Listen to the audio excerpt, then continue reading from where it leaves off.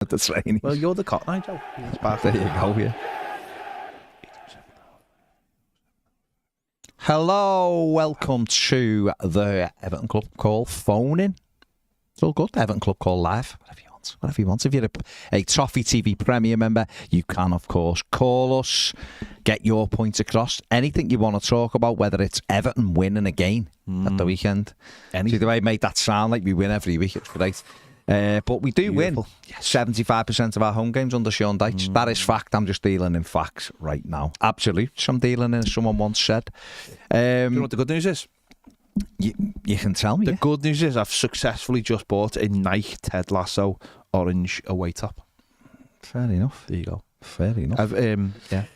I've been, funny enough, just while I'm on, so Ted Lasso started today. I watched it about 10 days ago. But then I tried to log in on my special place that I watched them in, and there was none that couldn't log in on my special place that I log in. Why? And because they'd taken my special login off me. So I got in touch with them, and they were like, okay, who do you represent, blah, blah, blah. And they were like, could you show me some numbers? And I was like, no, I can't. And then I was like, I just want to watch Ted Lasso, because me and my channel, Toffee TV, my co-host, we would like to, talk about it during our shows, and then give them all like the numbers for the last year. So I'm just waiting to see if they come back to me and go, yeah, here's your login. Oh, well, he slipped me one. Well, I mean, I've just slipped you one today anyway. I was going to say, I don't really. I mean, I've got it. It's all good. It's all good. You'd like to be ahead of the game, though. You'd like to have watched it the day before, so you could talk about it today without having to go. I mean, as I said, not really, because I don't want to spoil it for me anyway. So there you go. You'll have already have watched it. Oh, if I'd watched it. That's the point. Yeah. All right. That's the point. So you what? But yeah, Ted Lasso. So you what? Started. Ted Lasso. Brilliant. Brilliance. There you go. All good. I wasn't expecting that for a start, but we got it. So how is everybody on this freezing cold March the 15th? Someone reliably, well, I don't know whether it was reliable. I've taken what he said as reliable. I don't know. James in our lunchtime show said that the Gulf Stream is currently over Spain, so no wonder it's cold. Well, it better just start knocking itself up towards here. I want some warmth, and I'm not happy with where it is at the moment. Gulf Stream, so sort yourself out. Hey you. Gulf Stream. I want this Gulf Stream to be more north. I do. We need warmth. Not good enough. It is not good enough. This coldness that has begotten us at the moment. Great word. Begotten. It's all good. Big shout out to Rob, who sent us over some magic things that will help us watch magic football matches. Cheers, Rob. They're just magic. I don't know how they work, but they're so magic that I can't mention what they are. But they are magic. They magically allow you to watch games of football on TV. Fair enough. So it's magic. So, magic. There's not our position to question where the magic came from.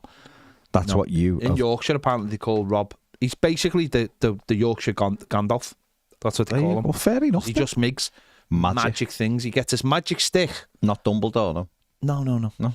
He gets his magic stick and he makes, magic with it. Fair play. Donald says, what are we thinking now with regards to staying up? I think 37 points will do it. 3 wins and 3 draws. I said 36, Donald, weeks and weeks ago. But I also said 7 wins we needed when Sean Dyche come in, and he's got 3. So 4, I'm going to stick with that. And obviously 4 more wins would give Everton 37 points. I think that keeps Everton up. I think it'll be tight, of course, but I think that keeps Everton up. However, can we get those other 4 wins in the last 11 games? That's the big question. It's difficult because there's been games like you would never have said, even though I did say it, and probably loads of Evertonians said it. Most of us will have thought Bournemouth wouldn't beat Liverpool. A lot of us will have thought Southampton wouldn't have won at Chelsea and wouldn't have, their last 2 away games, they've won at Chelsea and drawn at Man U. So, they're on a decent little run. I'm hoping Brentford and Ivan Toney turns up big time tonight and breaks their spirit. And I'm hoping Brighton get the shooting boots on against Palace tonight to keep those in it. So it is difficult because a lot of people wouldn't have put Everton to beat Arsenal, and maybe people wouldn't have put Everton to beat Brentford at the weekend. Brentford's 12 unbeaten. So clubs will dig out results that you don't expect. That's why it's really difficult, isn't it? You can't put a thing on it, can you? And I think we all have to. When people go, "Oh, this and that will happen," who knows? And I'm trying not to go into it.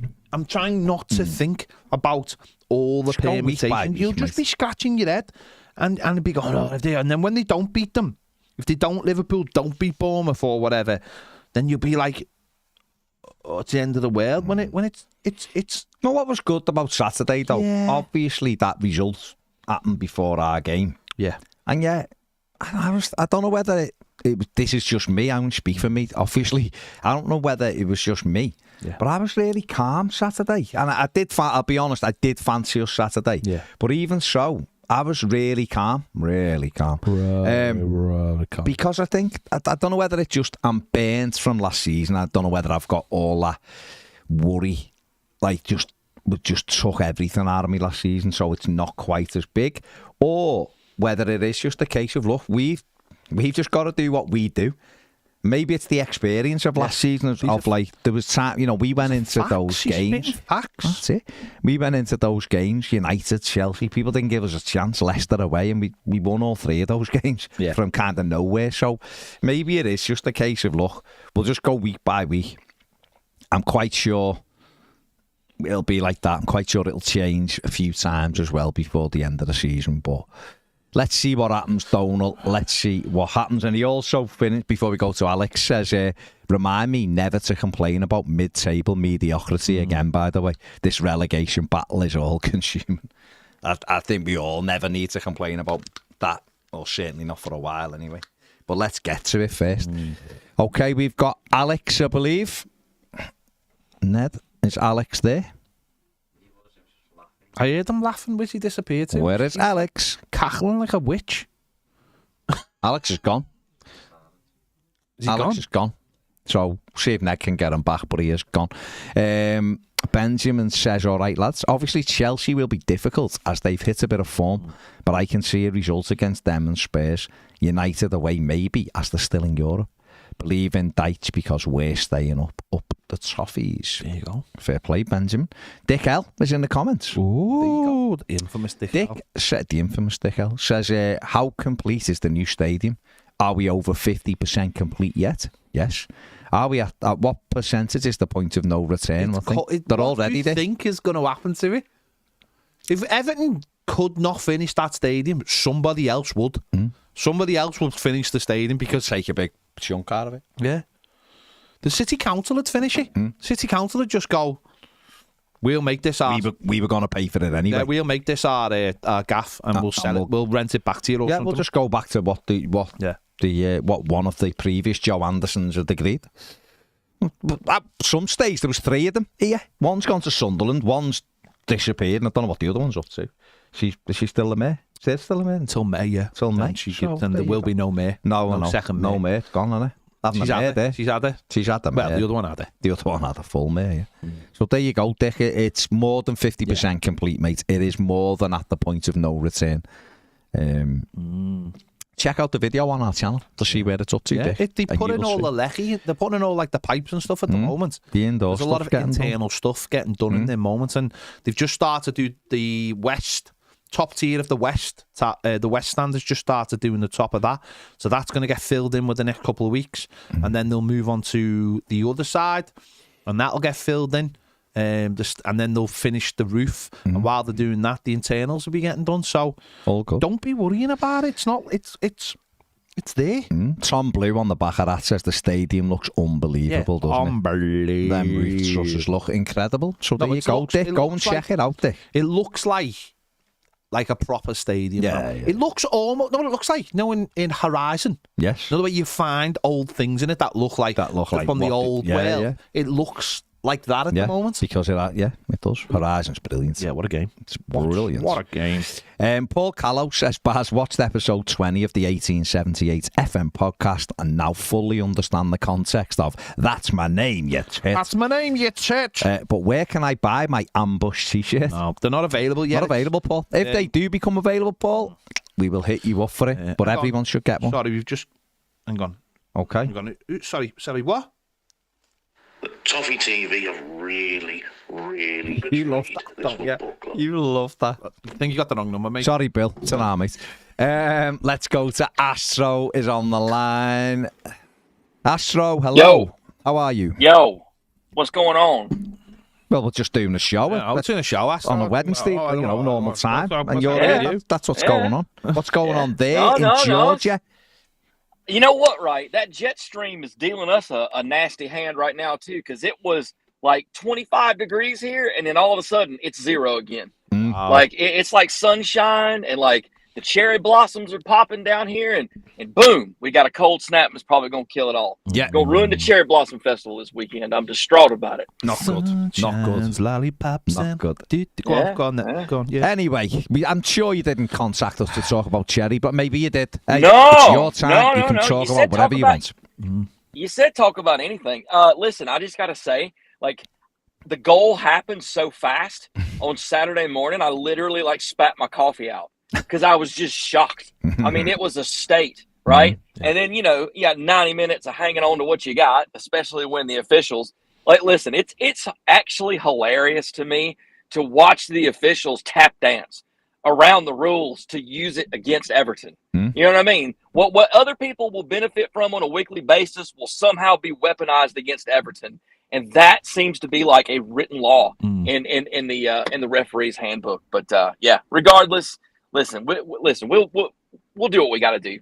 I think that the gaffers got us going in the right direction. But real quick, you were talking about that little comment Simon Jordan made this morning or yesterday on TalkSport regarding DCL. Yeah, you really did hit on something in regard to the way communication happens now. Back in the 80s, right, Ronald Reagan fast-tracked the citizenship for this, like, chode named Rupert Murdoch. Oh, yeah. And got him his citizenship in less than a year. Yeah, he's a chode. You may have heard a little bit about him somewhere. But what happened is within a year of that, they repealed what was called the Fairness Doctrine, where when you reported a news story, you had to give both sides of the argument, right? Because people... you would like to think are intelligent beings who can understand that there's two sides to every topic and that you have to fairly and unequivocally air both when people kind of make their decisions on what their opinions are. Well, now you unfortunately have echo chambers built, and they've done it. They did like a little, they built it over here with Fox News. They're doing it over there right now. And what they do is they basically just put people in their own little echo chamber and reaffirm all of their preconceived notions and bad opinions. It just reinforces it. And unfortunately, it's gotten turned up to a point here that it is just about disgusting. And unfortunately, what seems to be happening here is on a tape delay, but showing up over there. Oh, yeah. The language by which the current government described refugee and asylum seekers, okay? It is absolutely a parallel to the way Germany spoke about certain demographics of people in the 30s. Okay, you hush, Siri. I'm talking. But no. No, you're absolutely right. It's the truth, though. No, you're right, mate. And I also think, and my problem is this, right? Like, you guys know that in my line of work, I've been to some pretty questionable places. All right. I think that we all who live Alabama comfortably. Yes, Alabama, dude. You don't even want to know about Alabama. It's lower Alabama you got to worry about. It's like you're descending into crazy the further south you go. So, no, like you really don't have an appreciation for how comfortable we have it in the modernized world until you fly to somewhere where people are in a situation so desperate that they're trying to hand their children over to you over a barbed wire fence to get them out of the situation that they're in. And can you imagine that? Yeah, no, and you can't do anything to help them. So, the way when you start to dehumanize people, it's a very slippery slope, and it's a very dangerous thing. Yeah, and it really is disturbing to see just how well these people pull this language off on both sides of the pond. Yeah. So, and it's not just that. It really is sickening. Yeah, it's not just that. It's like the replies. So I've seen it today with the replies because Simon Jordan replied to my tweet. I've seen the replies to his tweet and is right, Simon, should be able to say what you want and all this. And it's like, well, I understand being able to say what you want within limits, especially if you're a national broadcaster. But I think everyone needs there has to be a whole conversation about the whole landscape of media and how things are done and new media. And we've seen that with the Gary Lineker stuff this week as well. There has to be a big conversation about how we move forward with it. And it does, by the way, play into the hands of football and what we do and everything else. There has to be a huge conversation as how because the world is just, you can talk now anywhere, can't you? You can say what you want, and I'm not saying you should stop people saying what they want. I'm not at all, but if there has to be a big conversation, because the thing with the Simon Jordan thing is people can interpret what he said. And if you haven't seen it, go on my Twitter and you'll see it. People can interpret that any way they want of what he said, the language he's used. But the point being is, if you understand why he said it, he has gone with this narrative a few times now of going after Dominic Calvert-Lewin, being vindictive about Dominic Calvert-Lewin, saying that he thinks he prefers to be injured and all this kind of thing.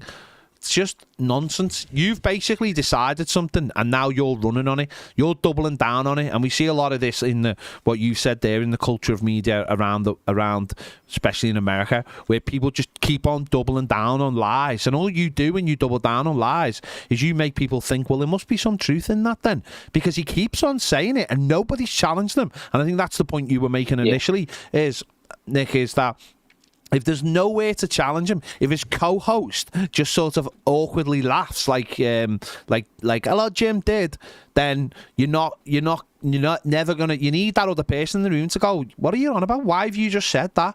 Well, I said this because I think he keeps himself injured. And if the club, and this is my biggest problem, by the way, and I tweeted this a few weeks ago, if the club doesn't challenge him on that, if the club isn't prepared to come out and say, and this is where we go back to communications from our own football club, if the club isn't prepared to pick that up and say, hang on, this lad is busting his arse every week, forget about all the other nonsense. This lad is working hard, and for whatever reason, he continually gets injured.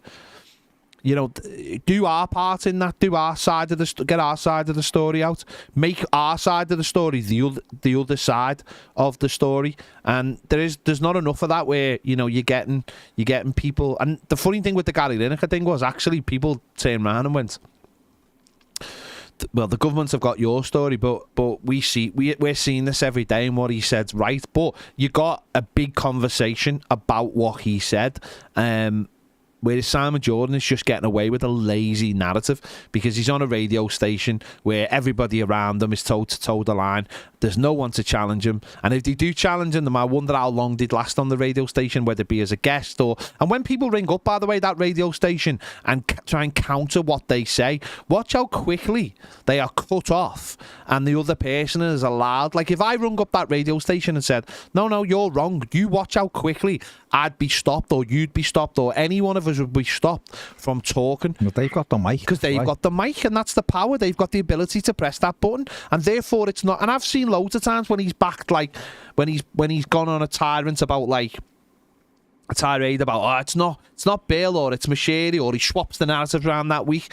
And when someone rings up and goes, you're wrong, you watch how quickly they take the mic off that person and go back to Simon Jordan and let him finish the point. There's no balance, and because you don't have a balance in the studio, you're never going to have it. Well, you actually, like, it's amazing how similar our mindsets are because, oh, look, I've run Baz off. I do have that effect. But it's amazing how similar, our mindset is, because that's exactly where I was going with it. Yeah. Because, when you do not take the initiative in regard to the narrative of a topic, then you are leaving everything open to interpretation, and you're allowing people like Simon Jordan to fill the space and to take kind of things over.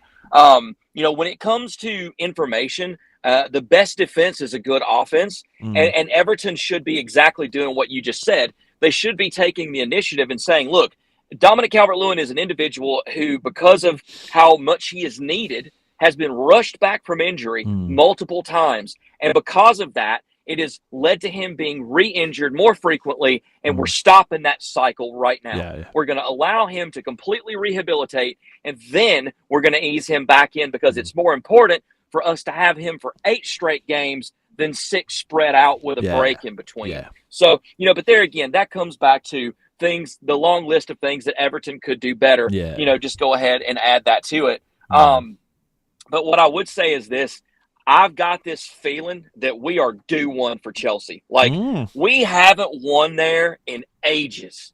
I mean, it's just been so long since we won there. December 1994. Oh, Joe Royal's second game, 1-0. Yeah. All right out. Barry Hall missed the sitter last minute. He did miss his sitter.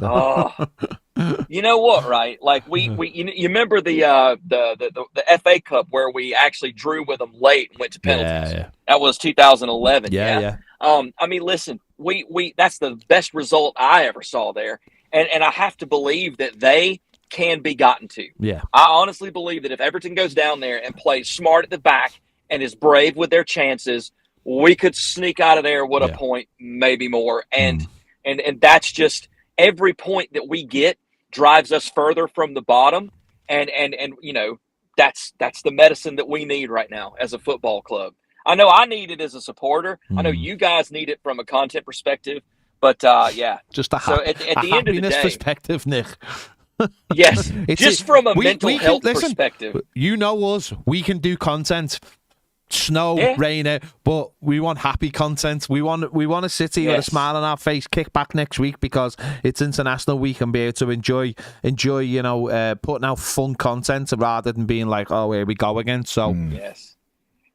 So another real quick one before I split. What do you guys make of the whispers that are going around about MSP getting the cold feet and pulling back from the situation at Everton? And if you've already addressed that today, I do apologize. We haven't done anything, I've been pretty busy, and I haven't had a chance to digest my daily Toffee TV like I like to do. We did speak about it earlier on in our earlier show, Toffee TV Premier exclusive earlier on the Daily Live Extra. But this is a YouTube show, so let's. Funny enough, John Blaine is in the building somewhere, but he's disappeared. I think he's gone for a chat with someone. We spoke about this a little bit earlier. Listen, Paul the Esk put a couple of tweets out last night. Paul is solid. We know he's got really good sources when it comes to business stuff. We know that for a fact. He put a couple of things out. I reached out to a source and I asked them on the situation. They told me that they had spoken to the people they spoke to, and they'd said nothing had changed in terms of in terms of the deal. Paul had put in his second tweet, I think, about the structure of the deal, and again, the person who I was speaking to said that the deal was always being about refinancing, covering debt. It will be a 20 to 25% stake, and there will be 2 places on the board. So, in terms of what Paul the Esk had said on Twitter, he confirmed that deal was structured, had always been structured in that way, and he had not seen any change. Now, listen, I am taking the word of someone on this, and as you do, but I'm not dismissing what Paul said, by the way, either. They're 2 different perspectives. So, ultimately, where we sit right now is nothing has changed because MSP have not invested any money into Everton, and we just have to sit and hope that it plays out in our favour. I am sure there will be lots of toing and throwing as people negotiate with each other. I'm sure the terms of the money, I'm sure the terms of the percentage will change as negotiations. Who knows? Baz reported last night on the news daily last night that 777 had once again come back into it. Maybe they've come in and offered higher percentages or something, or who knows? It's business. It's alien to me, mate. I have no idea what goes on. You probably know better than me, mate, than what goes on in that world. And I have to just trust the sources that we listen to. And hopefully it plays out in our favour. Who's to say that if we don't take it, it actually plays out better in our favour? Who's to say that the terms they're offering are ridiculous and we shouldn't go near it? Who knows? What we've seen is an opportunity for investment, an opportunity to put new people on the board, and we've all jumped at it, haven't we? We've all gone, oh God, that must be good. Who's to say it is? Who's to say it isn't? So, I think that you've again hit the nail squarely on the head. I think that for us, I want people who, I want the right people to be making the right decision. And what scares me the most is that I wonder who in that decision-making command structure at Everton would be classified in our opinion, as the right people. Because obviously we've seen some disastrous decisions and some questionable decision-making processes exhibited at the club. So I think that the point you make is very real. Maybe this is something that we want to avoid, and we have to avoid it playing into what our personal wish list for Everton is, i.e. seeing certain people removed from the board and a change of direction undertaken in the way the club operates on a day-to-day basis. Yeah.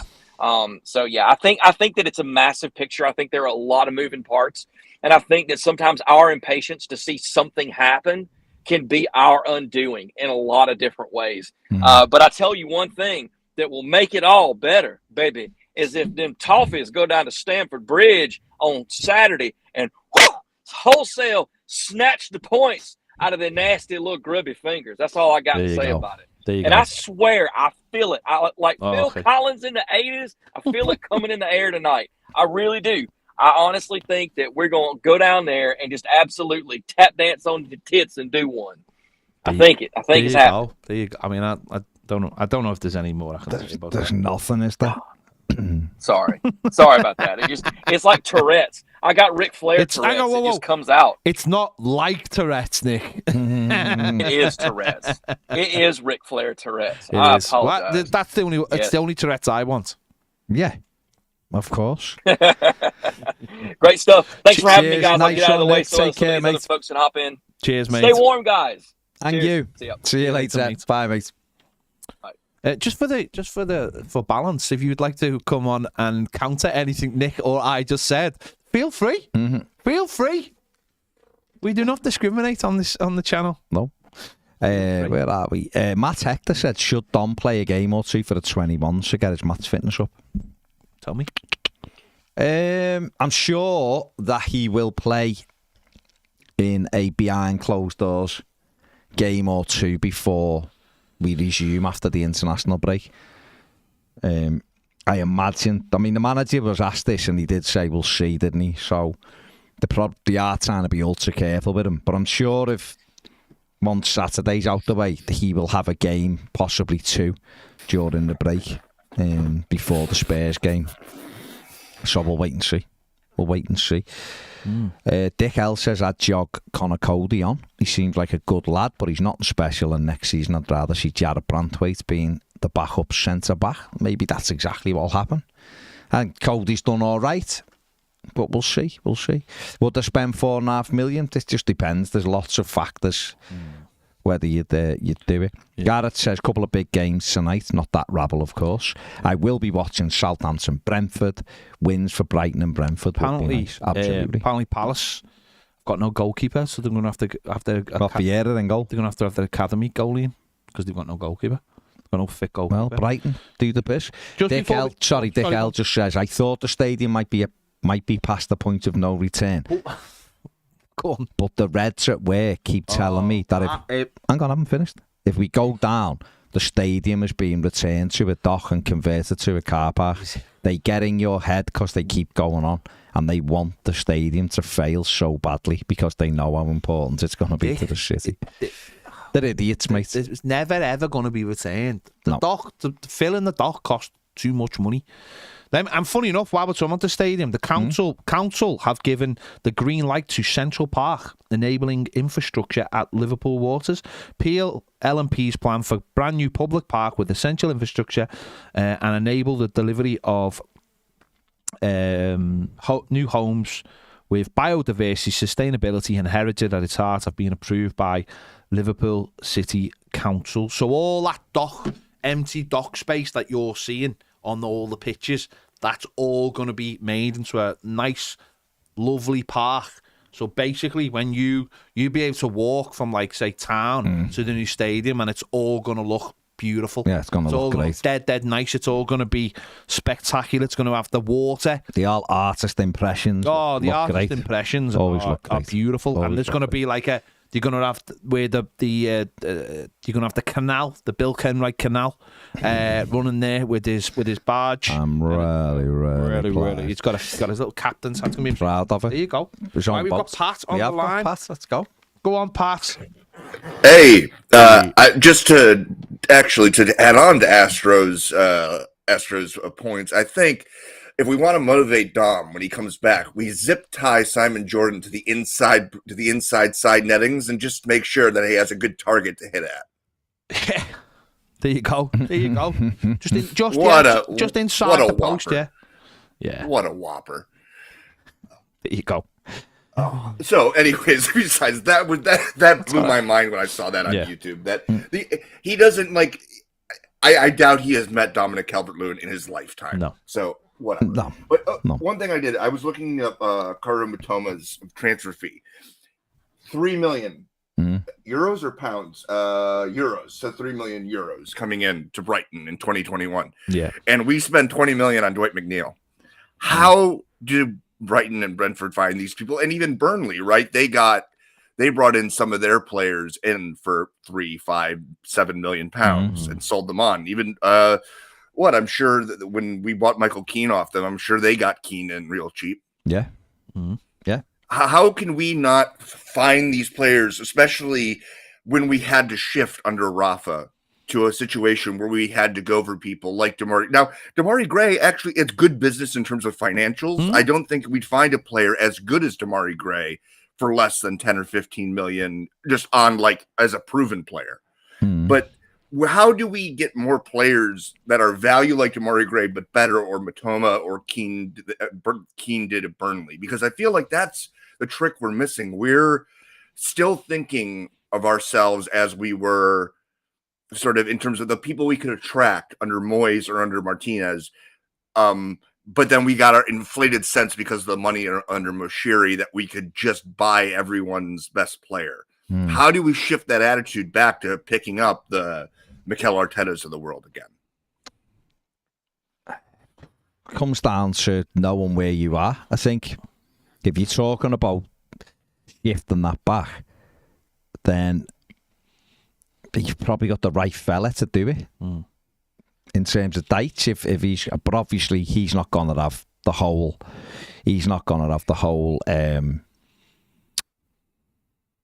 say on it, is he? He's going to be part of working with the likes of Kevin Thelwell and Dan Purdy and stuff, having it that way. The problem Everton have had is the owner. And that was the thing. But it's one of the biggest issues that Everton have had. Everton have had that issue where I would say we got ahead of ourselves, because you get excited with the money. I think the owner just stuck his head in too much, and Everton did move away from what we had to do. I'll be honest, I don't think there are Artetas out there anymore. I don't think there are Pinars out there anymore. I think football the way it is now doesn't let those players slip through their fingers anymore. I don't think for that kind of money. They are too outrageously talented footballers that we got for absolute buttons, because the way the system used to work didn't quite understand the value of those players. I think football now understands the value of those players and doesn't let them slip. But the ones you're talking about, Pat, the Brighton players and the Brentford players, like Bad's saying, that's about taking a chance and believing in your scouting and believing that when you see a player for £3 million and he's playing at a team in Ecuador or he's playing in a team in Denmark, understanding whether that player's got the capabilities of going into the Premier League and understanding the roadmap for that player. Where did he go? Do you send them on loan? Do you bring them in? Do you have the facilities to take them for a year, embed them into your club? I think you have the facilities for that, big man. Yeah, embed them into your squad. Understand that they might have a player in front of them, but you're going to be selling that player within 12 months anyway, so it's fine. And then they will make the breakthrough. It's about having all the pieces in place, and Everton as a football club simply don't have those pieces in place. So, but we've got to hopefully get to that position with Kevin Felwell. I don't think it's going to happen with this owner. I don't think he believes in that kind of thing. I think he gets too giddy, trigger happy, giddy, whatever way you want to say. Bring up his old mate and say, can you get me a player here, can you get me a player there, and then undermining that director of football and or the people who work with the football club who are helping to facilitate the that. money. Well, the P&L will stop that though, and it has stopped it. We simply don't have that money to waste, and the issue you've got. But we don't have that money to waste because he's wasted so much. No, he's done it in the past. He's done it with kind of players. Exactly, and done it with wages. And I think it's great. Brighton are brilliant. Obviously, Matoma, Casido, Basuma. There's goes on. They've got young Ferguson coming in, Alexis McAllister. They've got two others coming in from South America as well, really highly rated players. Brentford, that we saw them at close quarters at the weekend. Of Ivan Toney, people like this. They've brought players in who've done brilliantly. Ollie Watkins, Ben Rama. I like Hickey, the kid they got in. I wanted Everton to get him a couple of years ago before he went off to Italy. They are taking chances. The only kind of the difference between your Brightons and your Brentfords, the expectation level is totally different. Yeah, at Everton, totally different, and our fans would have to get on board with that. If we'd have started getting players in. But I think we've learned that the hard way. No, I think we have, but I think 2 or 3, 4 years ago, we wouldn't have been getting on board with it. Certainly a big, a lot of them wouldn't. I think where we are now, it's much easier to convince the fans now. In fact, certainly the fans we speak to and we see on here and everything else on social media, a lot of the supporters want to see that side of it. David Moyes did it because he had a very small budget. He knew he couldn't waste any of that money, really. So therefore, he was almost overcautious. But what it meant was he'd done a lot of digging into players' backgrounds, and it meant you got good characters coming in. He very rarely got it wrong, David Moyes. When you look at it, the money he had, very rarely did he make mistakes. You think of Kroltrup. Yeah, Van der Meijden he took a chance on him. It didn't really work out. Simon Davis didn't really work out. But in general, most of what Moyes did worked out. Davy Weir for 250 grand, things like that. But I think, like you said as well, some of them simply aren't available now. Yeah. But then, as Pat's just said, he's just talked about Matoma for less than €3 million. No, but Matoma's not an Arteta, is it? I mean, Arteta has played for Paris Saint-Germain. Yeah. But Paris Saint-Germain at a different time. No, but what I mean is... Mikel Madar left Everton. No, I know, but what I mean is... No, I don't think it was a different time. They had Ronaldinho playing for them, I think. What I mean is that Pienaar had gone and... Wasn't now, was it? Pienaar had... No, but you wouldn't get a player from then who'd come to us anyway. What I mean is, though, is like Pienaar had played for Ajax and then made a bad move. And then in those days, and we're only talking 20 years ago, players were getting written off because they were going into a team and they weren't settling in straight away. So Pienaar, but the way Dortmund do things now, Pienaar would have been a massive success. Yeah. But they'd obviously bought a different player to what they thought they were doing. And what I mean is nowadays, and Dortmund weren't the same either. That's what I'm saying. Dortmund now will have done all the hard work that we're talking and saying what our football club, and we wouldn't have got the second bite of the cherry. And that's where football has changed. But you're right, the Matoma of the world, we're not even looking in those directions because we don't have a kid who plays for a university team in Japan. Don't be stupid. We're not looking at that. We're looking at the big shiny thing who's got nowhere in Turkey. That's you know what I mean? It's like, that's the way we have to. And what I think is important is, though, our fans have learned the hard way, and we are now all going, why aren't we doing it that way? And hopefully that makes the job easier for Kevin Felwell, Sean Dyche, and whoever comes in to help the club facilitate this stuff in the future. Yeah, I agree. So the Moneyball is something I know we've talked about a lot on these club calls and on the Toffee TV, both in the forum and the chat all the time. And the subtag of the book Moneyball by Michael Lewis is the art of winning an unfair game. And that's what it is. This is like baseball, and this is why I always bring up American baseball, is because that is a deeply unfair game. Yeah. And oddly enough, the Cubs are kind of like Everton. They have resources, but they squander it, right? But they brought in the Cubs when they turned it around. They tanked to the bottom of their league by selling all their good players and bringing in a guy, Theo Epstein, who turned around the Cubs, and eventually they won the World Series, right? Yeah. So hopefully they have learned that getting big name managers who supposedly are going to win now isn't. And Deitch, I think, was an example of an underrated asset that you use to win an unfair game, where even a team like Everton, which has, I think it's still in the top 20 or 30 in terms of annual turnover of clubs in the world, is so far away from teams like Liverpool and Man City and PSG and all that is that you pick up people who are turned by these narratives, like you were talking about and Astro was talking about, who are talked about and put in a specific box, but could be and have a bigger role to play and can be better, to finding players, whether it's in a Colombian league, in Liga Postobon, or a university team in Japan, or playing for the Dallas Academy in the US, or underused and underrepresented markets. That's something that Everton absolutely desperately need to get into before all the big teams catch on and start trying to make any sort of inroads and making those sort of undervalued and easier to tap markets essentially flooded with their own ability and their giant purses, and just grabbing up all the talent there and hoarding it again. You have to constantly be ahead of the big teams, because they'll be a little stagnant for a while, but once they start seeing more Matomas coming out, once they start seeing more American prospects coming out of the Dallas Academy, once they start seeing more Colombian players come out, once they start seeing an 18-year-old Argentinian kid coming in, or they start seeing more Alexis McAllisters, they're just going to go right to the source and not let teams like us or Brighton or Brentford be that intermediary. They're just going to go straight to the source, and we have to beat them to those markets. Otherwise we'll get flooded again. No, you're absolutely right, because a lot of people would look at like the Onana signing as a signal that we were starting to change, but we still paid 25 million, or will pay 25 million for Onana when he was available for the season before for £5 million.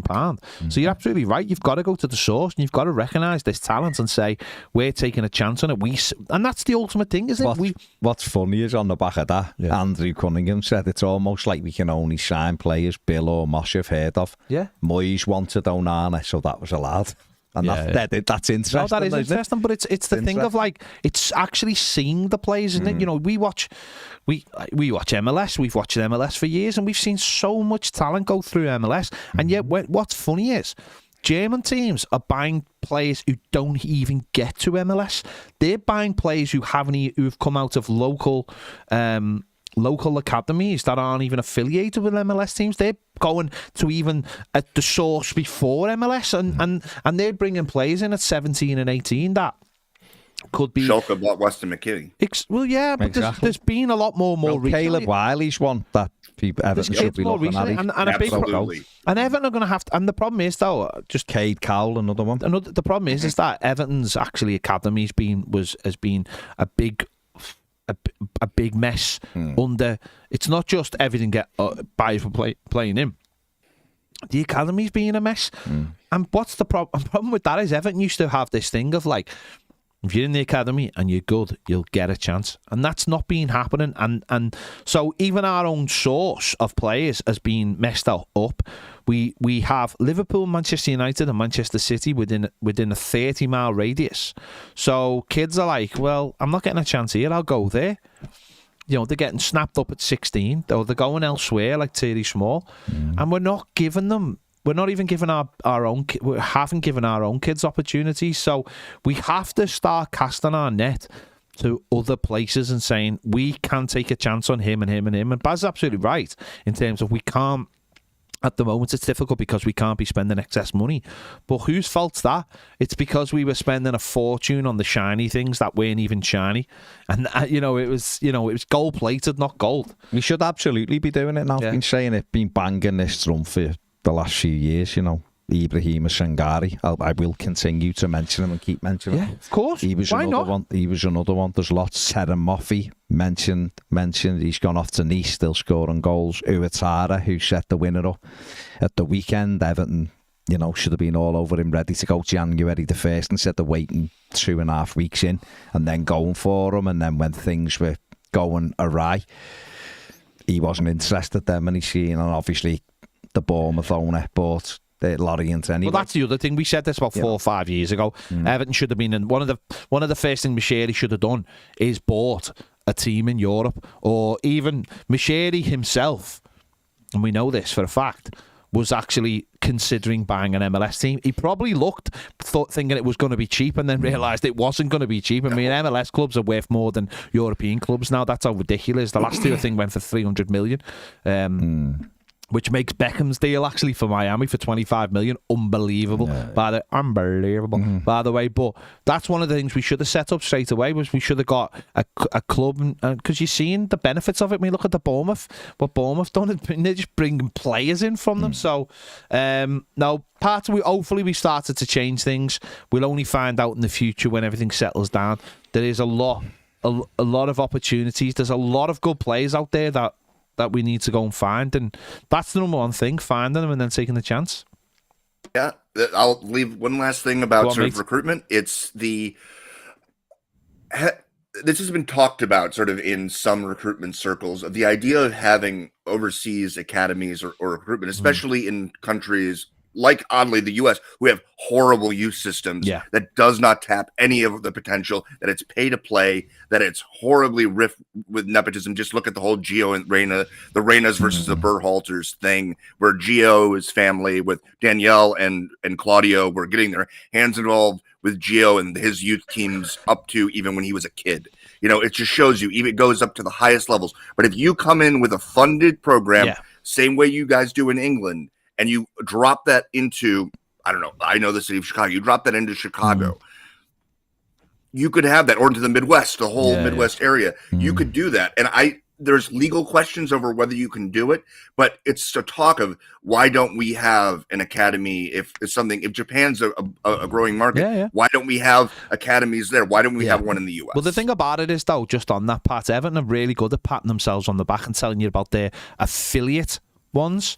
But affiliate means nothing. It just means someone's using our brand name and maybe, taking over. Some coaches are going over once a year to educate some of the coaches over there. But fundamentally, they're just local schools that might give us the nod or the wink if a decent player emerges. But those things don't last very long. Those things will only last as long as the affiliate long-term pays our money. And what's funny is, you mentioned that, we know Paul Rideout and his son, they're based in Phoenix, and yet they're working for Real Salt Lake within and have their own things in Phoenix. That's just what Everton should be doing. And this is not just Everton, by the way. This is what a lot of people should be doing, because you're right. Because in America, I mean, it's such a weird sport. And people wonder why, certain demographics aren't coming through American soccer. Is because it costs so much to get kids to play football over there. I've spoken to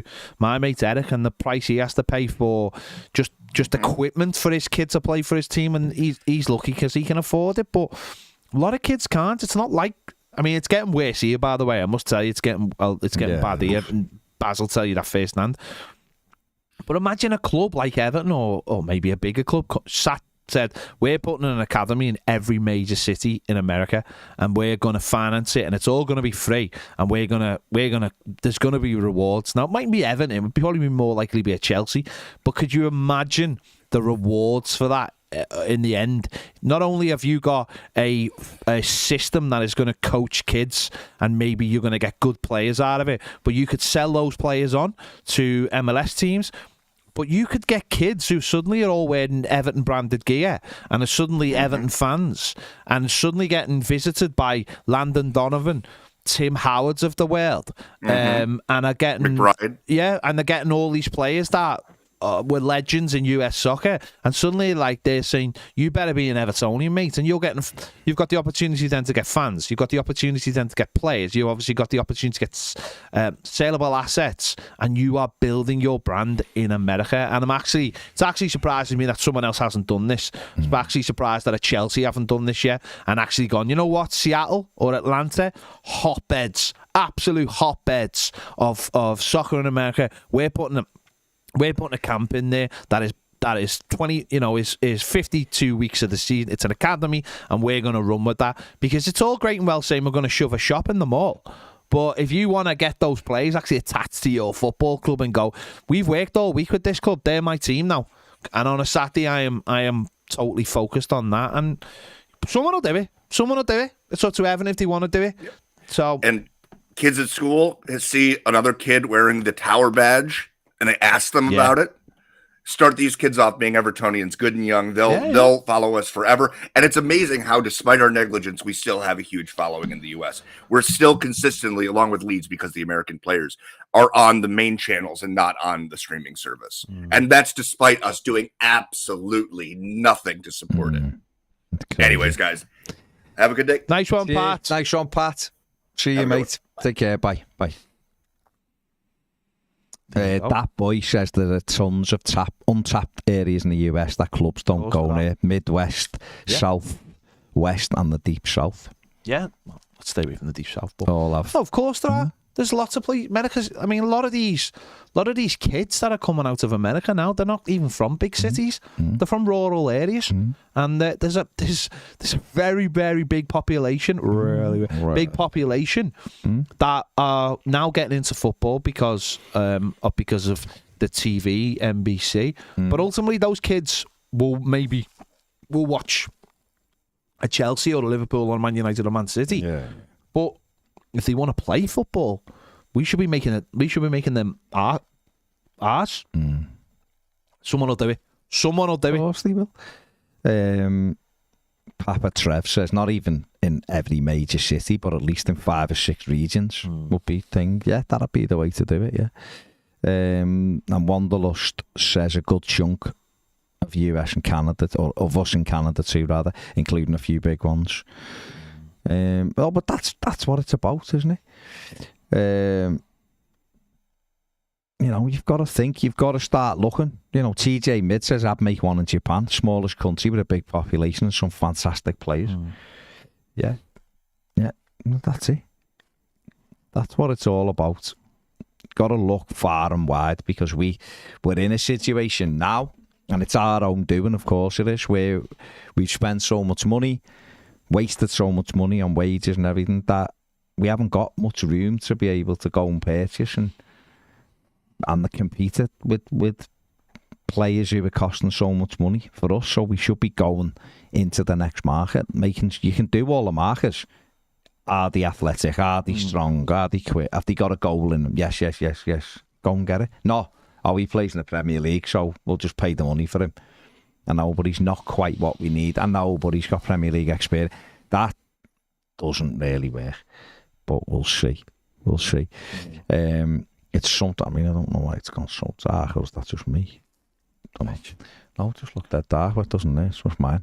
That's something that we've got to look at and see. Kevin Burke says Simon Jordan has responded. Hey, has he just had the right goal with me? Has he? Yes! Again. Fair play. You've quite clearly touched the nerve with him, if he's having to have a right go at you again.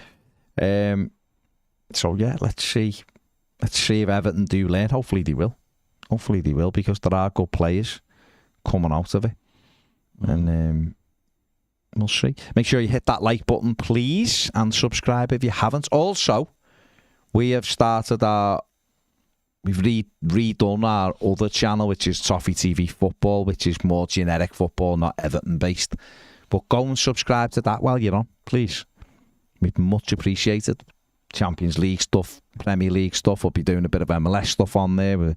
We had me and Steve on a show last week. Probably going to do we will be doing one tomorrow. So go and subscribe there as well. I'm sure one of our moderators will put it in the chat. Hey, never mind, yeah. Get over there and give that a little subscription. Thank you very much. Thank you very much. Where are we? Over on Premier.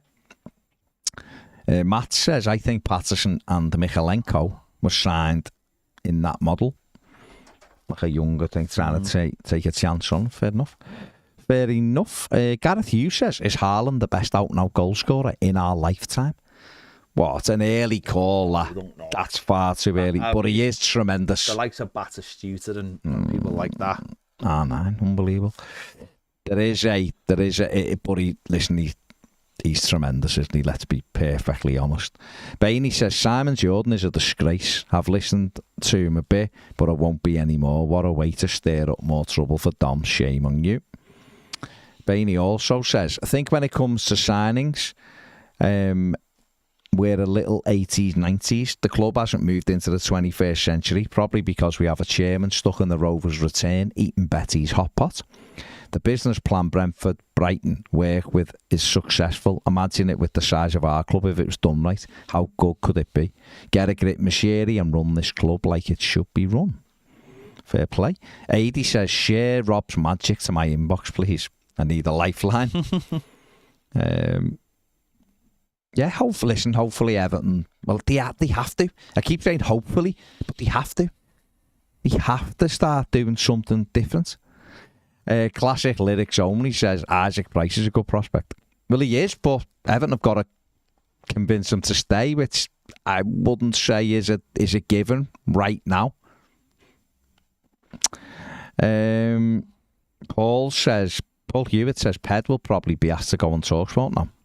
And the answer to that will be no. But Simon Jordan is welcome to come on here, and we'll have a chat with him. I just wouldn't go on there because it's owned by Rupert Murdoch, and we chose the minute Rupert Murdoch bought TalkSport, we chose that we decided we were done with it. That we were done with it. It's as simple as that. The same way if we were asked to go on Talk TV or anything like that, or asked to speak to that paper, we wouldn't do it. Or Fox News or whatever, we just wouldn't do it because who owns it. So there you go. The links are in the description now for Toffee TV Football, so click on it, subscribe and come back. Thank you very much. Ian McPartland says should go to South America rather than the good one. I think he meant the good old USA. Is that Ian who's in Colombia? Yeah. One of our subscribers is in Colombia, the big Evertonian. It might be Ian, it might not be Ian. But there you go. The Blues says he's on Simon Jordan. He's also a massive Tory who hates Rashford for putting the Tories in their place. There you go. Sophie Gallagher says, are you convinced by Thelwell? Well, Sophie, I think we've discussed this before when you've asked, haven't we? And that is, a lot of what Kevin Thelwell has done is processes, is stuff that we probably won't get to see for another 12 months in terms of the behind-the-scenes stuff. We can look at him and go, he's the director of football and he didn't get anyone in January, so it's his fault. But if he's got both of his hands tied behind his back because of the decisions of the owner and the actions of the owner and the actions of other people, Everton's board for whatever, then how can we fully blame Kevin Thelwell for that? I don't think we can. Like I said, it might take time. It might take time. Brian's been waiting patiently, so we're now going to go to the line and speak to Brian. So here we go. Brian, hello. What have you got to say, mate? Hello, mate. I feel almost obliged to phone because it seems like some kind of American takeover of this channel. Well, mate, don't blame the Americans. Blame everybody else. Yeah. That's what you got to say, Absolutely. mate. Blame everybody else. Absolutely. As he says, sitting in Sweden. Yeah. Good one. Go on, Bright. What do you want to say, mate? Well, pick up a bit on what Astro was talking about the officials' interpretations of the rules. And it feels like, as it has for... This is nothing new, by the way, for an Evertonian. It feels like we win despite the officials, not because of them, as with some other teams who might care to mention or not. But that would just picking up on that Astro was on about. But what I've noticed that, I don't know if it's just me or whether you see it, you two can go to the match and see it live every week, every home game, is that a difference between what Dyche is doing and Lampard is.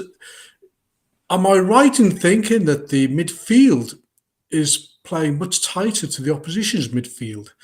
It seems to me that we're getting in a lot more like one-footed challenges, like just pushing the ball out the way for them and just getting up tighter to them, disturbing them, and creating a lot more second ball challenges, which of course disrupts the opposition's play. It's just that something that struck me. I don't know if it's true. If you've had the same I thought about, if you've noticed this or not. What I've noticed is the structure is there, which maybe wasn't there with Frank. In fact, the only real time I've seen the structure was Crystal Palace at home this season when he did stick to a structure. There was quite evidently a way of playing, and it worked very well for Everton that day. The biggest win of the season, wasn't it? 3-0. Well, yeah, that's because the Swedes were over and they're very structured people. Well, there you go. Structure. You brought the structure. We met you, and then the next day we beat Palace. It was all good. And I think that's what Sean Dyche has done really well. They're working harder. They train on a Monday, which always helps. If they're working a lot harder, I think we've seen that. And the competitive edge is there. And what he's done is he's basically got 3 lads in midfield who do a lot of work. And that benefits. Which we've been calling for quite a while. Exactly. And it's benefited. So I think sometimes I think, listen, we've done something this week. I can't remember which. It might have been the final where there might have been something different where we spoke about Frank Lampard being a little bit uncomfortable with what he was having to do in terms of being Everton manager, as in changing the way he believes the game should be played for him and not being happy with doing it when you have to assess the lads you've got in front of you and go, what can I, as a coach, what can I do to get the best out of these players? Not convinced that the way he had us playing, he was convinced with either. And I've said before, footballers love an excuse. So if you're getting beat and they can pin it on you because you don't look convinced, then they do that. I don't think that's the case with Sean Dyche. I think he's got a way of playing. He's convinced with the way he wants to play. And you buy in or you don't play. And I think that's, for me anyway, that's been the biggest difference. That and also have shots and put lots of crosses in, because if you do that, lads, you might actually get a goal. Where Frank was more trying to keep the ball and even if that meant pass it back.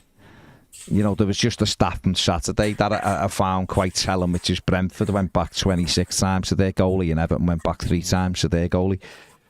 And that to me is more Everton playing on the front foot a little bit more. Not having a go at Brentford, they play a certain way, but certainly under Frank, we used to use Jordan Pickford a lot, and then in the end he'd just kick it up anyway. So that's the differences I've noticed. Far more competitive, far more structure, working a bit harder, and a belief in what they're doing. And hence that's what I mean about being competitive. I think that that's the impression I've got, which is watching on telly, you don't see the game the same way at all. No, of course. But being there, you can't see the movement and all kind of stuff. But it just seems that, as you say, against Brentford, we forced them back to their goalkeeper because we were tighter on them than we were under Lampard. Pressure much better as well. Yeah, it is. And the number of times you see them just like sticking one foot in to push the ball away, which didn't seem to happen under Lampard. Because we weren't close enough to him in the first place. But I think that is the major difference why we're being able to get higher up the pitch more often and at a greater percentage of the game. Then there's a couple of things. One thing to worry about, about Coleman. Remember, you have to correct me here. Was it the Aston Villa game where we had a corner at the end of their penalty area? The ball came out, he went in for a challenge and missed it, and they counter-attacked and scored. I think it was. Quite possibly, but he done the same on Saturday and made sure he got the lad. Exactly, that's what I wanted to say. And they got a yellow card for it. Yeah. And he got a yellow card for it, and that was worrying. I gave Coleman my man of the match just by Garner's brilliant performance. Yeah. But there was a because few, I think Coleman, there was a few shots. Yeah. Coleman was brilliant. Garner was brilliant. Tarkovsky was brilliant. You know, so there was, and that's isn't it a long time since you've been able to name several McNeil players who've been up for that? You know, there was lots of them did really well, really well at the weekend. So that, you know, normally when that happens, you win the game, or you're certainly close to winning it. And again, that's something else that Dyche has brought.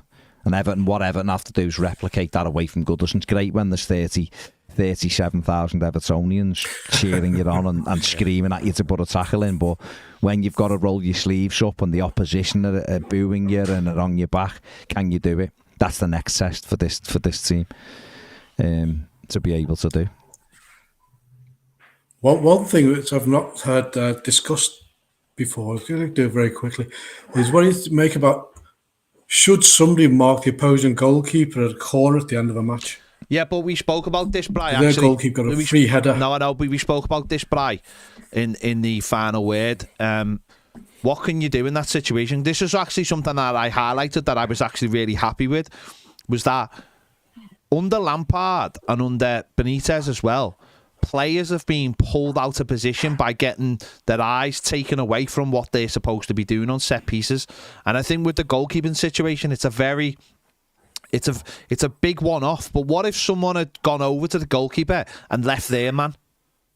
Do you know what I mean? He's unmarked. Yeah, absolutely. I'm just saying he's unmarked. Discussion. Yeah. No, I'm having a go at you, Bri. I'm just saying he's unmarked because he's an X factor, isn't he? He's something you don't necessarily plan for. And I actually thought on Saturday the set pieces, defending set pieces. I thought what we did brilliantly was they were trying all these clever set pieces, weren't they, by going short and then going out wide and then putting it in. But what we did, I thought brilliantly on Saturday, we didn't get sucked into it. No one moved out of position. And I think the goalkeeper situation highlighted that. The goalkeeper coming up in the last minute highlighted that, because someone could have easily have ran off the post or left their man. But we didn't. And of course, the goalkeeper got a free header. But who's to say if he'd got it on target, Jordan Pickford wouldn't have saved it? Or who's to say that the man on the line wouldn't have dealt with it? Whereas the man off the line might have run over to the goalkeeper, got beaten in the air, and the fella put it in the corner where the man on the line was supposed to be standing. Do you know what I mean? So it was actually something I thought we did really well on Saturday, was staying disciplined. Because I've seen Everton players, especially under Benitez, by the way, get pulled out of their zone when it was zonal marking, especially under zonal marking, by the way. And you'd have a free man at the back post. Tap, you know, I think, I'd say who it was against. It was Burns when we played Brighton around the New Year's time. It was one of Benitez's last games. And I remember Michael Keane got sucked into the near post player, and Dan Burns had a free header at the back post. And that flick if it was going to happen, it was always going to happen. But if Michael Keane had stayed in his own position, he would have dealt with that header, and they don't score. So I was really impressed with our defending on Saturday from set pieces. But it's an important question that you've brought up. Do you or don't you? And I don't think you do. I think you let the goalie do what he's doing. He's an X factor in that situation. And as we saw, that he's a goalkeeper for a reason, because his heading is absolutely terrible. One thing could be done. You could leave someone like who's never going to win a tackle, like Damari Gray or Mathew. Yeah, but Baz actually said that. Yeah. Baz I don't understand why, even on ordinary corners, leave someone up every time. No, we should never ever be bringing everyone back. Well, I remember Tingo did that for Leicester when they came. Always have an outball. Leicester left 3 or 4. They left 4. 4 one time we played. They had 4. Imagine if then the goalie had come up and Damari, I'm not saying he should, but imagine if the goalie come up and Damari Gray went sound, I'll go up there then. I'll stand in the halfway line on my own. You've got to do that. Yeah. You've got to make people have to worry about you. Yeah. You bring everyone back, it keeps the actual keeps them guessing, keeps them thinking we've got to be careful of what you're doing. And the other thing is, if you get everybody in the box, they can cause confusion anyway where the ball drops. So I'd always have at least one on the halfway line, but potentially 2. But it was clever. It's the first time I'd ever seen someone do that when Leicester done it, because they were basically saying, well, What are you going to do about these 4 players then? Because at the end of the day, with all the stats and everything now, you all know how many goals can be scored off set piece. And if you suddenly say to the opposition, well, if we've got 4, you better have 5. And if you have 5, then you've got nothing to hurt us with off set pieces, because they all have to be defenders, basically. So, yeah, absolutely. But it's a good point. It's a good point. Even on free kicks, it gives you an out ball. If you've got someone who can, well, that's to do it. If he doesn't win the ball, he's challenging the defender in possession, which takes time, and that time allows you to regroup and move up the pitch again. Yeah, absolutely. So I think it's very basic for me. I really annoys me when it happens. Yes, so that was that. Cheers, right. Thanks. Excellent, mate. All right, nice take care now. See you later. Right, ta-ra, mate. All right. Kevin Crapp says, good afternoon, Kevin Baz. Good to see you. Hello, Kevin. Glad you're all right. Well, hope you're all right anyway. Emma says, have you seen that video of Pickford with the young lad? Beautiful stuff. I haven't. I will watch it, but I know it'll get dusty wherever I'm watching it. I know the story, so it doesn't take much. It doesn't take much for go. It doesn't take much for it to get dusty for me. Occasions like that. I'm not very good at that. I do well up very easily. But Jack FPS says, just seen a Pickford vid with that lad. That my son is pure class. Yeah, well, listen, Everton, I don't think it's ever in doubt that Everton are brilliant at that stuff, which makes you question why they're so bad at the other stuff at times. But because Harry and Laura aren't involved in all the other stuff. Fair enough. Fair enough. Little boy and his mum. Yeah, fair enough. But Everton are really good at that stuff. We know they are. They really are. The mental health stuff and all like that. But yeah, they are good at that. But I will watch it, but I'll probably watch it late at night when no one's around and see what we do. You'll be laughing at the end of it as well. Oh, that's good. So it's not all. No, it won't be. It's just the first 5. And especially when you have kids and you've got grandchildren, you see that and you just go, "Oh my God, can't." Something wrong with you if you're in a dust-free zone. That's all I'll say. Yeah. Jack says I welled up. Defo. I think a lot of people have seen it. A lot of people saying very similar stuff. John, I haven't asked you this just on. Because we were asked before about the MSP stuff. No, I know, but I mean, people are asking, obviously. So where... Hang on, before I ask John as well, there was a video put out, a social clip in the Tuesday Topic. The title on it was woeful. I should have checked it, and I didn't. It was shocking, and it was very misleading. We actually, in the video, because some people have just not watched the video and just fuming with the title. I don't know. Right? I've seen it. So. Basically, in the video, me and Mike say, it's Everton sound. The way Dyche has got them playing is sound. We have no issue with it. It's good. Don't know what people want. The title does not reflect that. It's gone now. It's been changed. I'll never know what it said now. No. It was put in... I'm getting Ed to tell me after. Yeah. I don't know. Yeah. Well, that's the person who made it. There you go. But... there you go, yeah. So, yeah, the video was very, very positive. We were really backing Sean. Back to MSP. Yes. Obviously, there's again this thing where the silence people will fill the void. Of course.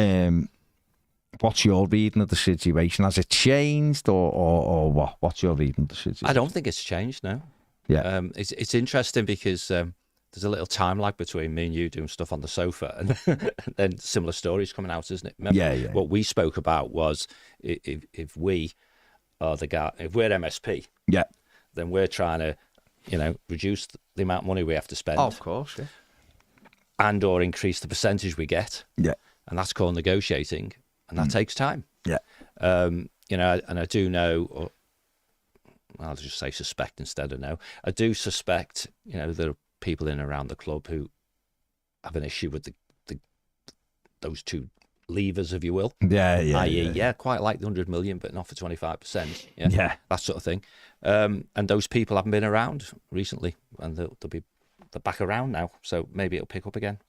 But ultimately, I don't think anything's changed. Certainly, the official line is it's something. Imminent's too big a word, isn't it? But I think. Perhaps we'll hear something during the international break. So Well, we'll see. But there'll be others there. My worriers who DM me whenever these things happen.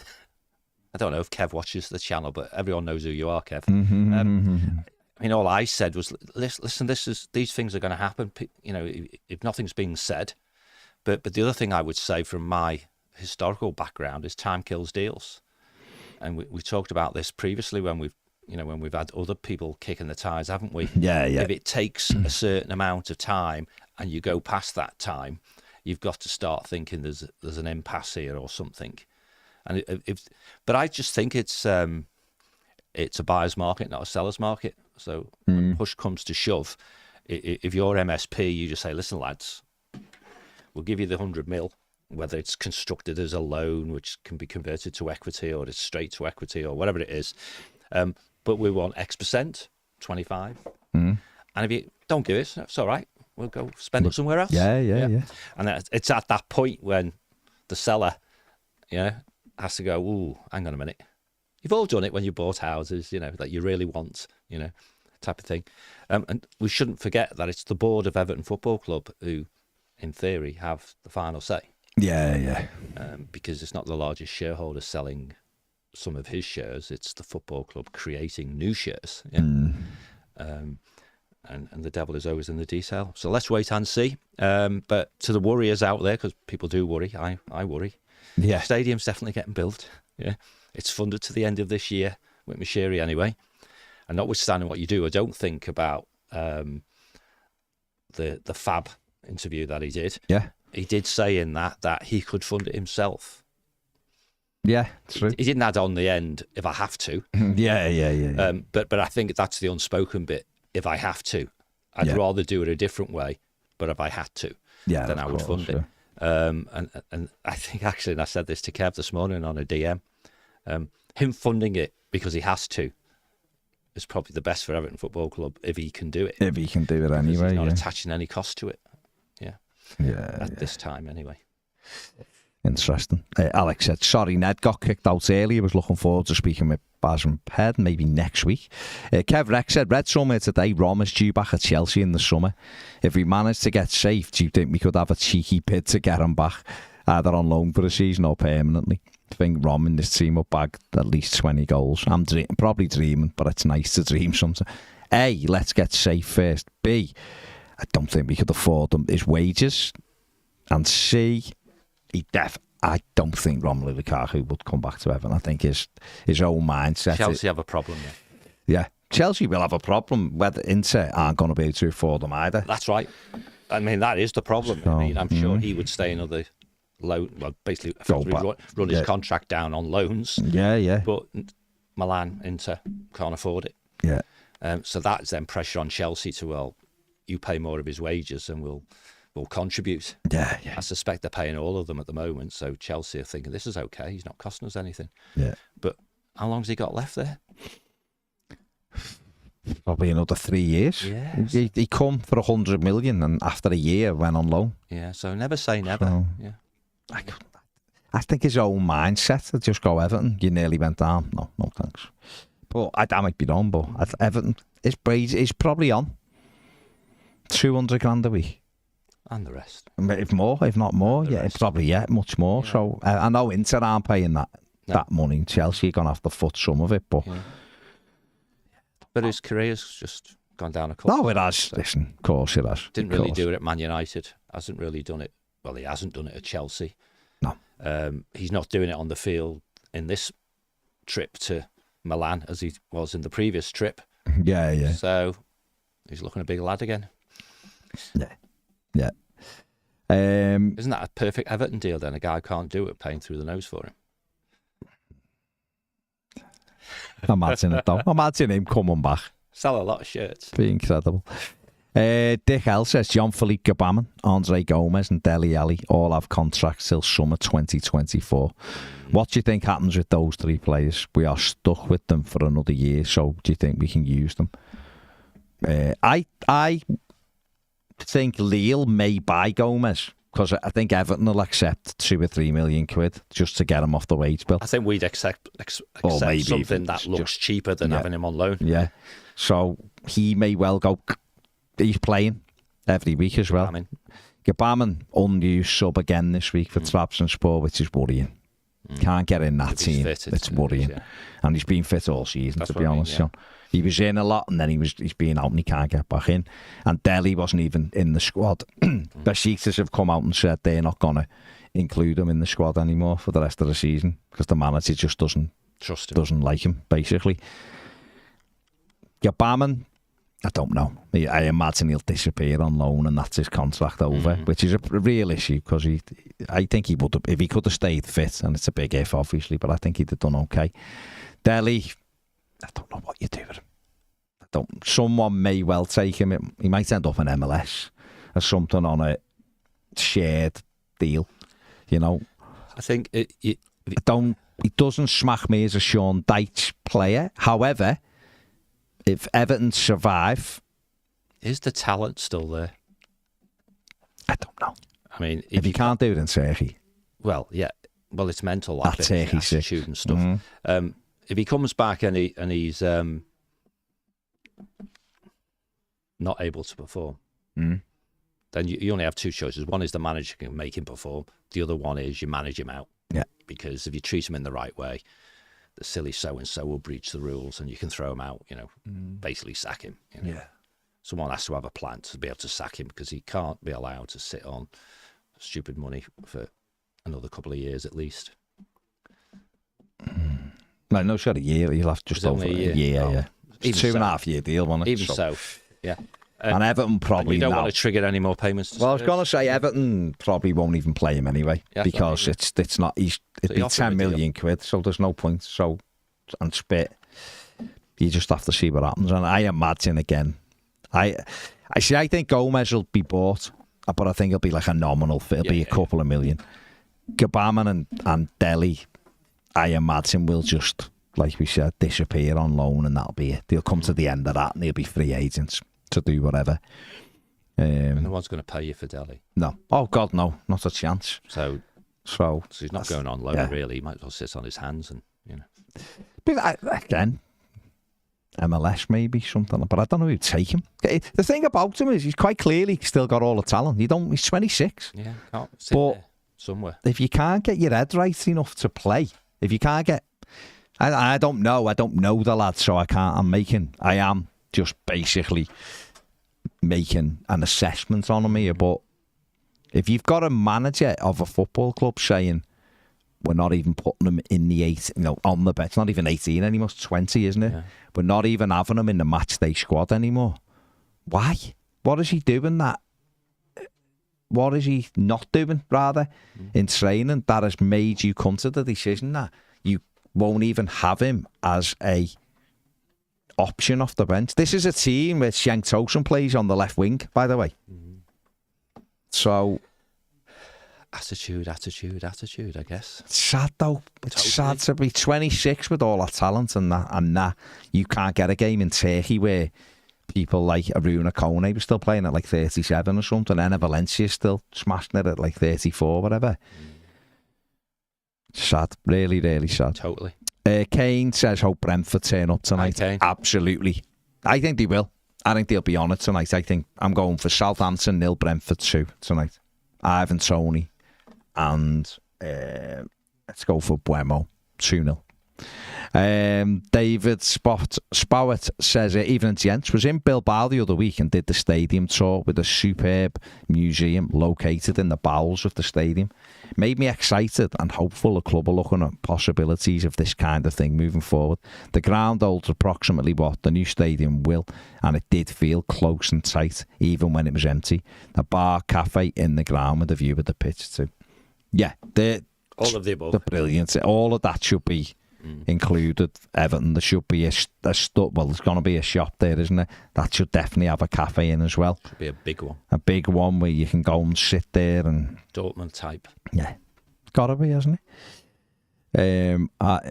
Ladies and gentlemen, set your watches. It's business time. It's John Blaine, says Glenn. Are you confident about the Chelsea game? We have been their bogey team previously at home, not away. I think we'll get a result there. Do you? Yeah. 1994 December was the last time we won there. Paul Rideout. In the Although we took the shit down also with it. Yeah. A draw's a positive result. I'm just saying, since we won there, they've just won 3 games in a week, but they're not, they've got far superior players to what we have. They've got far superior players than many teams in the league, but they're still what are they, 9th, are they? 10th, is it? 10th or something. So they're not unbelievable, are they? No. I'll be there. No, but Will Everton. that's the key, isn't it? Yeah. That's the key. Will Everton. I mean, I just caught the end of what you were doing before. They're more disciplined now. They're better coached. They know that they have to turn up. But let's see what happens. Yeah. But I'd take a draw, wouldn't you? Yeah. Oh God, absolutely. Just because it keeps momentum. It keeps just ticking over, doesn't it? And that's what it's about, isn't it? A classic lyric only says, "I'll be leaving Goodison next season. I'm a young lad from South Africa, been a Toffee for 7 years, and my dream has always been visiting Goodison Park. Well, I guess it'll never happen. But you can still have the dream of visiting the new ground. Just saying. Yes, sadly won't be able to get there. It doesn't look like until while we're at Goodison. But new stadium, what a thing that'd be. Supposed to be there next season. It's whether he can get there. Yeah, no, that's doubtful. Right. But you never say never. Something might happen and you can get there. We might be there for a bit of the season after, so we won't. But there you go. Might, I said. I know, but let's just not put that out there. Let's might. Just, start saving up now. Yeah, see if it happens. Yeah. The Blues says, I said it when Delhi signed, he was finished. His game was based around running and he can barely do that anymore. Yeah, but why? At 26, why can't he run? Should be coming into his prime. So why can't he run? No, don't say he's played too many games, because he hasn't. Don't say he's had too many injuries, because he hasn't. So what is the reason? You don't physically lose your running power. The only way you physically lose your running power is A, through injury, and he's not had one. B, it's conditioning. Now, if you're telling me he just can't be arsed anymore, and therefore the conditioning side of him has waned to the point that he just hasn't physically got that anymore, then that fair play. Fair play. But you can get conditioning back. Lots of people get the conditioning back. This day and age, that all those managers and coaches and what have you who've been exasperated by him, they presumably all at the time knew he was physically fit. Of course, yeah. That's it. Can run if he wants to. Yeah. But so it's all in the head. But you would have thought we've had this chat before, sports psychologists, all that sort of stuff. But every time anyone talks about Delhi, I just see that smirk when Mourinho was talking to him on the Netflix thing. Yeah. And that's all attitude, that, Said straight away. Then he called it on day one, Mourinho, didn't he? He did. Said he you're lazy. It straight off. And then he said that thing of, you're 20 today. And I was yesterday. 40, Yesterday, I was 20. Today, I am 55. Exactly right, yeah. Like that.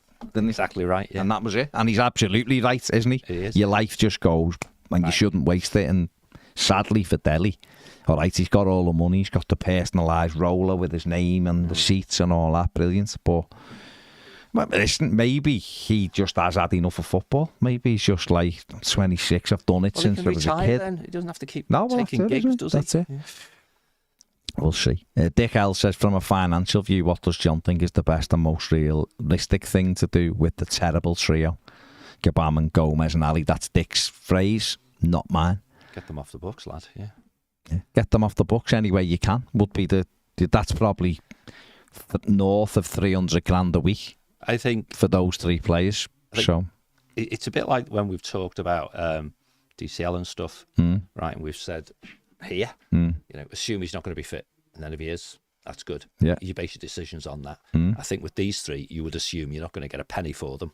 And if you can get them off the books, that'll do. Yeah. Then after that, it becomes get some of what they cost off the books. Worst case scenario, get stuck with all 3 of them, all on the books, all burning through money. As you say, the 300 grand a week or whatever, which is £15 million a year. With a manager who probably isn't going to play any of them. So none of them. So when people beat up on recruitment people, that's the other side of the coin, isn't it? It's hard to get people in. It's even harder to get them out. Yeah.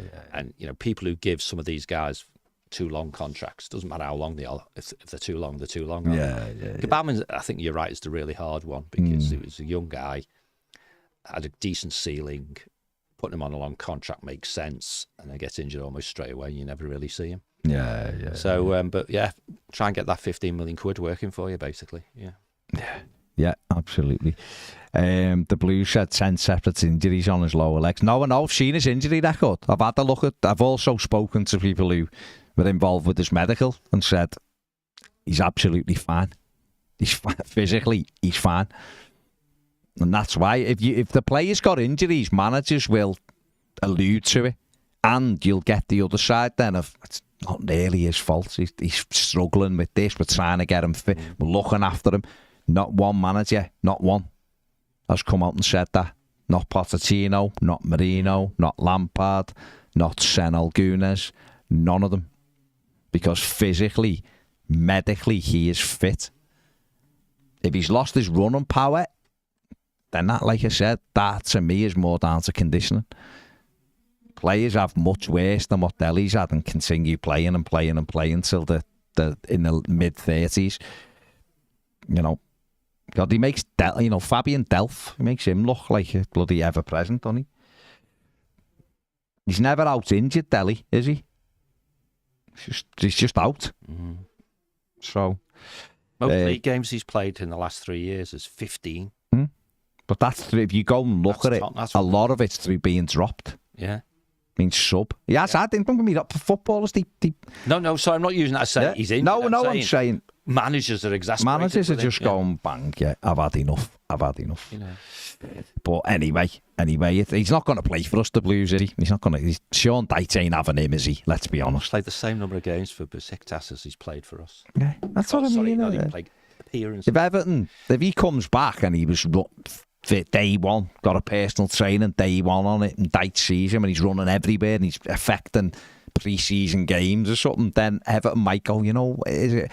But that to me after all these years is a berserk way of looking at it. He'll come back and Everton will be looking at a way they can move him on. Defo. And that is just the way it is. And he'll know that. So. Yeah, of course. Right, that is us done.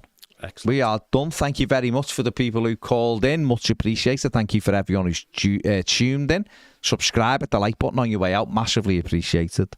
And don't forget to subscribe to Toffee TV Football. The link has been in the description, but just check it out. It's sound. Give it a little subscription. It's not about Everton. It's all the other side of football. So Everton do make the odd appearance, but it's about other football. So get involved over there as well. Thank you very much. Big thanks to John for jumping on as well. We will see you all tomorrow. Take care. Bye.